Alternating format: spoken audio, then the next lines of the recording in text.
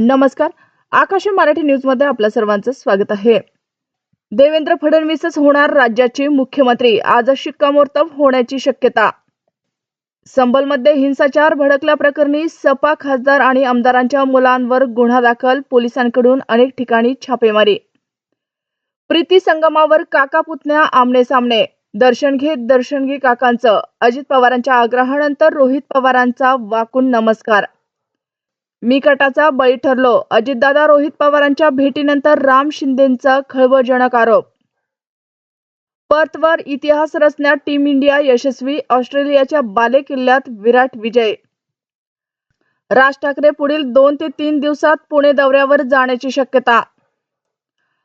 आयुष्यभर भाजप कार्यकर्ता म्हणून काम करायचंय, विजयकुमार देशमुख यांची मोठी प्रतिक्रिया. ओला इलेक्ट्रिक स्कूटर दुरुस्तीला टाकलेल्या ग्राहकाला 90,000चं बिल.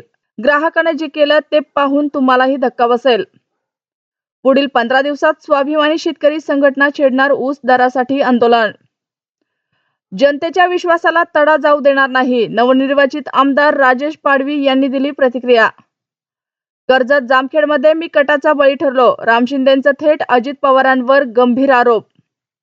हा निकाल असाच ठेवा, पुन्हा बॅलेट पेपरवर निवडणूक घ्या, संजय राऊतांचं महायुतीला थेट आवाहन.